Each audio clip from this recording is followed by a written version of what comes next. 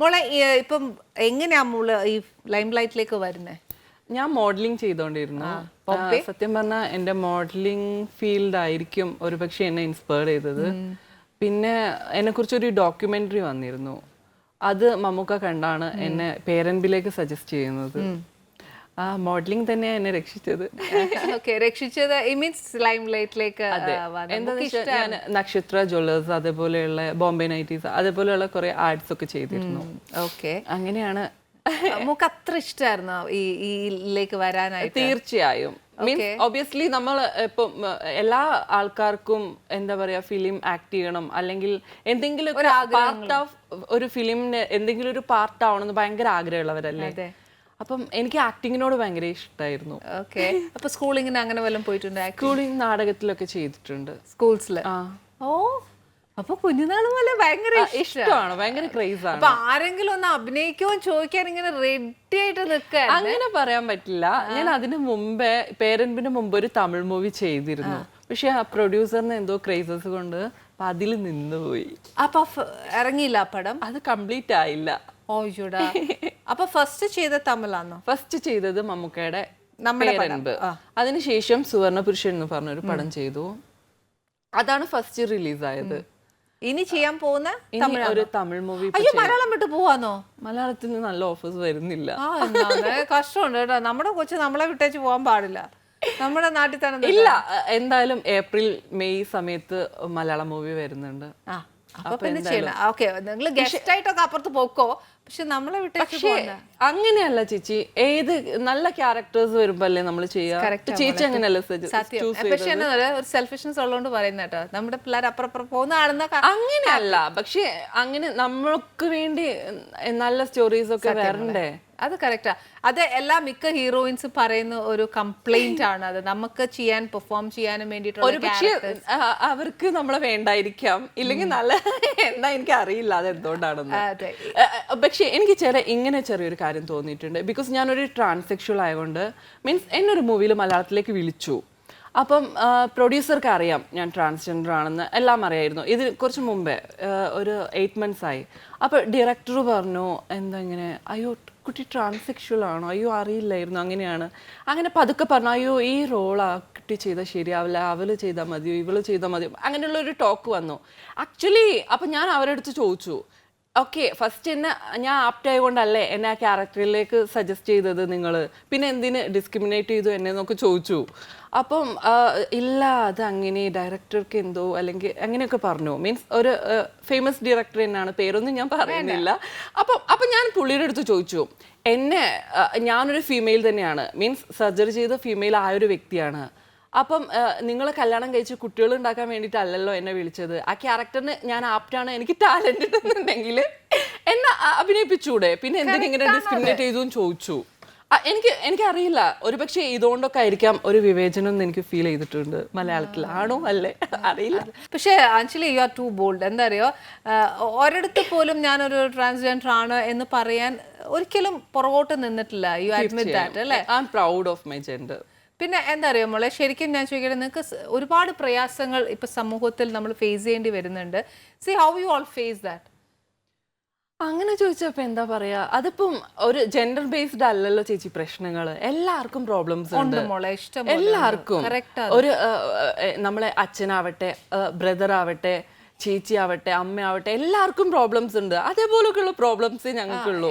പിന്നെന്നറിയോ മോളെ, ഇപ്പൊ ഞാൻ പറയാൻ കാര്യം, ഒരു സിൻസിയർ ആയിട്ടുള്ള ഒരു സ്നേഹം ഇപ്പൊ നമ്മുടെ സൊസൈറ്റിയിൽ ഇല്ല. കാര്യം കാണാൻ വേണ്ടിയിട്ട് അന്നേരം ഒന്ന് സ്നേഹിക്കും, അന്നേരം അത് കഴിയുമ്പോ അത് അങ്ങ് കളയുവേ.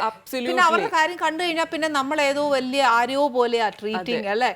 അങ്ങനത്തെ ഒരു സമൂഹത്തിൽ ജീവിക്കുമ്പോൾ പ്രത്യേകിച്ച് നിങ്ങൾക്കാകുമ്പം കുറച്ചുകൂടെ ഞങ്ങൾക്ക് എന്താ അത് എസ്പെഷ്യലി എടുത്തു കാണിക്കുന്നതെന്ന് വെച്ചാൽ, ഞങ്ങൾക്ക് പേരൻസ് ആവട്ടെ അവരെ സപ്പോർട്ടൊന്നും ഇല്ല.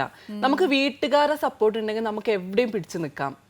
ഒരുപക്ഷെ വീട്ടുകാരെ ആ ഒരു ഡിസ്ക്രിമിനേഷൻ കൂടി ഉള്ളത് കൊണ്ടായിരിക്കും നമ്മൾ ഒന്നും കൂടെ ഒതുക്കപ്പെട്ടു പോകുന്നത്. എനിക്ക് തോന്നിയിട്ടുള്ളത്, വീട്ടുകാർ അച്ഛനും അമ്മയും എല്ലാവരും അങ്ങനെയുള്ള എല്ലാവരും അക്സെപ്റ്റ് ചെയ്താൽ പിന്നെ സമൂഹത്തിന് നോക്കേണ്ട ആവശ്യം നമുക്കില്ല. ആ ഒരു ഇതുകൂടെ ഉള്ളത് കൊണ്ടാണ് കുറച്ചും കൂടെ പ്രോബ്ലം. എനിക്ക് അറിയാം, എല്ലാഞ്ഞിട്ട് ചോദിക്കുക, അതിന്റെ അറിവുകേട് കൊണ്ടാണോ എന്ന് എനിക്കറിയത്തില്ല. പക്ഷെ ഞാൻ പറയുന്നത്, മോള് പറയുന്നു ഒരു അച്ഛൻ അമ്മ നമുക്ക് സപ്പോർട്ട് തന്ന നമുക്ക് അത്രയും ഒരു സപ്പോർട്ട് സൊസൈറ്റിയിൽ നിന്ന് കിട്ടും എന്ന് പറയുന്നു. തീർച്ചയായും. അപ്പൊ ശരിക്കും അച്ഛൻ അമ്മ എന്ന് പറയുന്നത് എന്താ മോളെ? നമുക്ക് നമ്മൾ കൊടുക്കുന്ന ജന്മം കൊടുക്കുന്ന കുഞ്ഞ് ഇങ്ങനെ ആയിപ്പോയി എന്നും പറഞ്ഞാൽ ആ അച്ഛനും അമ്മയല്ലേ ഏറ്റവും കൂടുതൽ ഒരു കുഞ്ഞിന് കെയറിങ് കൊടുക്കുക. പക്ഷേ അവിടെയും എനിക്ക് തോന്നിയ അവരെ അക്സെപ്റ്റ് ചെയ്യുകയാണെങ്കിൽ കൂടെ ഇപ്പം എനിക്ക് തോന്നിയത് എന്താണെന്ന് വെച്ചാൽ എൻ്റെ അമ്മയും അച്ഛനൊക്കെ പണ്ടേ മരിച്ചുപോയി. എനിക്ക് 8 months ഉള്ള സമയത്ത് എൻ്റെ ഉമ്മ മരിച്ചു. അയ്യോ, ആക്സിഡന്റ് ആയി മരിച്ചതാ, മീൻസ് മുങ്ങി മരിച്ചതാണ്. കുഴപ്പമൊന്നുമില്ലായിരുന്നു. അപ്പം എൻ്റെ ഫാദർ മരിച്ചിട്ട് 6 years ആയി ഇപ്പം. അപ്പം എന്ന് വെച്ചാൽ എൻ്റെ ഫാദറിനൊക്കെ ഭയങ്കര സപ്പോർട്ടീവ് ആയിരുന്നു എൻ്റെ കാര്യത്തിൽ. മരിക്കുന്ന അപ്പം എന്താന്ന് വെച്ചാൽ നമ്മളെ ഫാമിലി അക്സെപ്റ്റ് ചെയ്താലും സമൂഹം ഫാമിലിനെ വല്ലാണ്ട് ഡിസ്ക്രിമിനേറ്റ് ചെയ്യും, ടോർച്ചർ ചെയ്യും, വല്ലാണ്ട് ഷൗട്ട് ചെയ്തോണ്ടിരിക്കും. അറിയില്ല എനിക്ക് ചിലപ്പോൾ ഒക്കെ തോന്നിയിട്ടുണ്ട്. ഇപ്പം ഈ ട്രാൻസ് വ്യക്തികളായിട്ടുള്ള ട്രാൻസ് കുട്ടികളൊക്കെ പ്രേമിക്കാനും കല്യാണം കഴിക്കാനും ഇഷ്ടംപോലെ ആൾക്കാർ വരുന്നുണ്ട്. അവരൊക്കെ എന്താ പറയുക, അങ്ങനെയല്ലേ ഇങ്ങനെയല്ലേ അതങ്ങനെയല്ലേ ഒരുപാട് കാര്യങ്ങൾ പറഞ്ഞ് വല്ലാണ്ട് തളർത്തി പരിഹസിച്ച് വിടുന്ന കൊണ്ടാണ് ആ വന്ന നല്ല വ്യക്തികളും കൂടി ഓടിപ്പോകുന്നത്. സത്യം പറഞ്ഞാൽ എനിക്ക് ഈ സൊസൈറ്റിനോട് പറയാനുള്ളത്, ഞങ്ങൾ എങ്ങനെയോ ജീവിച്ചോട്ടെ, ഞങ്ങൾക്ക് ഉപകാരം ചെയ്യണ്ട, ഉപദ്രവിക്കാതിരുന്നാ മതി. എന്തെല്ലാം പ്രശ്നങ്ങളല്ലേ ശരിക്കും. ഇങ്ങനെ ഈ സോഷ്യൽ മീഡിയസിലൊക്കെ ഞാൻ ഒരുപാട് കാണുമ്പോൾ ഞാൻ എപ്പോഴും എൻ്റെ ഏട്ടനോട് പറയും, ഏട്ടൻ ഈ കുഞ്ഞുങ്ങളെ എന്തിനാണ് ഇങ്ങനെ ഇട്ട് ഈ ഉപദ്രവിക്കുന്നത്? അവരവരുടെ ജീവിതം ഒരുപാട് പേര് പറയുന്ന കാര്യമാണ്, ട്രാൻസ് വ്യക്തികളൊക്കെ സെക്സ് വർക്കേഴ്സ് ആണ്, അങ്ങനെയാണ് ഇങ്ങനെയാണ്. മീൻസ് എല്ലാവരും അങ്ങനെയല്ല, ഉള്ളവരുണ്ട്. മീൻസ് അവർ ചിന്തിക്കുന്നില്ല എന്തുകൊണ്ട് അങ്ങനെ ആവുന്നു. മീൻസ് വീടില്ല, വേറെ ജോബ് തരുന്നില്ല, എല്ലാവരും ഇനി ജോബ് തന്നാലും മീൻസ് ഒരു ഇങ്ങനെ കൺവേർട്ട് ആവുന്ന വ്യക്തിയൊക്കെ ഒത്തിരി മീൻസ് ഇപ്പം എന്താ പറയാ, ലേസർ ട്രീറ്റ്മെന്റ് ആവട്ടെ, അങ്ങനെ ഇതാവട്ടെ, അത് ചെയ്യാൻ ഇത് ചെയ്യാനൊക്കെ ഒരുപാട് പൈസ വേണം. അപ്പൊ അതിനൊക്കെ വേണ്ടിയിട്ട് വേറൊരു വഴി ഇല്ലാതെയാണ് അവരിങ്ങനെയൊക്കെ ചെയ്തുകൊണ്ടിരിക്കുന്നത്. അയ്യോ മോളെ, ഗവൺമെന്റ് നമുക്ക് എന്തെങ്കിലും ഒരു സഹായം അല്ലെങ്കിൽ നിങ്ങൾക്ക് ഒരു പ്രൊട്ടക്ഷൻ അങ്ങനെ എന്തെങ്കിലും ചെയ്യത്തില്ലടാ? ഒരുപാട് ആനുകൂല്യങ്ങളൊക്കെ ഇപ്പൊ കിട്ടുന്നുണ്ട്. അത് എത്രമാത്രം എന്താ പറയാ, എത്രമാത്രം ഉണ്ടെന്ന് എനിക്ക് അറിയില്ല. സത്യം പറഞ്ഞാൽ എനിക്ക് ആ കാര്യങ്ങളെ കുറിച്ചൊന്നും കൂടുതൽ അറിയില്ല. അല്ലേ ഇനി ഒരു കാര്യം ചോദിക്കട്ടെ, മോളുടെ ഒരു വലിയൊരു ആഗ്രഹം, കുഞ്ഞാഗ്രഹം പറഞ്ഞു കഴിഞ്ഞു. ബട്ട് സ്റ്റിൽ വേറെ എന്തെങ്കിലും ആഗ്രഹം ഉണ്ടോ? പിന്നെ സിനിമയായിട്ട് ബന്ധപ്പെട്ട് എന്നൊക്കെയാടാ? ഞാൻ ദുൽഖറിന്റെ ഒരു കട്ട ഫാനാ. ദുൽഖറിന്റെ അപ്പൻ്റെ കൂടെ അഭിനയിച്ചേ? ഇല്ല, ദുൽഖറിന്റെ കൂടെ അഭിനയിക്കണം എന്നുള്ള കേൾക്കുന്നാണല്ലോ അല്ലേ? അപ്പൊ പിന്നെ എന്തായാലും നടക്കും. ഇത് അഞ്ജലിയുടെ ഒരു ആഗ്രഹമാണ്. പക്ഷെ ഇത് ഏതെങ്കിലും ഡയറക്ടേഴ്സ് കേൾക്കുന്നുണ്ടെങ്കിൽ പ്ലീസ് അഞ്ജലിയുടെ ആഗ്രഹം ഒന്ന് സാധിച്ചു കൊടുക്കണം. റിയലി ഭയങ്കര ഫാൻ. കണ്ടോ മമ്മൂക്കയുടെ ഫിലിമിൽ അഭിനയിച്ച സമയത്ത് എങ്ങാനും ദുൽഖർ സെറ്റിൽ വരുമോ? ഞാൻ ദുൽഖറിനെ കണ്ടിട്ടുണ്ട്, ബട്ട് സംസാരിച്ചിട്ടൊന്നുമില്ല. ഏതോ ഒരു ഫംഗ്ഷനിൽ വെച്ച് ദുൽഖർ ഇറങ്ങി പോകുമ്പോഴാണ് ഞാൻ കയറി വരുന്നത്. അപ്പൊ സ്റ്റക്കായിട്ട് അവിടെ നിന്നു കുറച്ചു നേരം. അപ്പൊ പിന്നെ മിണ്ടാനുള്ള വർത്താനം ഒന്നും വന്നില്ല. അതൊക്കെ വന്നു. മമ്മൂക്കാനോട് പ്രശ്നമില്ലെങ്കിൽ പിന്നെ ദുൽഖറിന് ഒരു കാര്യം ചെയ്യട്ടെ, മമ്മൂക്കാനെ ഫ്രണ്ട് കിട്ടിയിട്ട് അഞ്ജലി പറഞ്ഞില്ല I M A great fan of your sun? ഞാൻ പറഞ്ഞില്ല. മമ്മൂക്ക ചോദിച്ചു നീ ആരാ, നിനക്ക് ആരാ? എനിക്ക് ദുൽഖറിനെ. അപ്പൊ എന്നെയോ?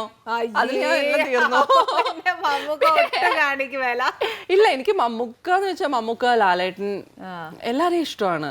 മീൻസ് എന്നാലും ദുൽഖറിനോട് ഒരു പ്രത്യേക ഇഷ്ടമുണ്ട്. അത്രേ ചോദിച്ചോളൂ മമ്മൂക്ക.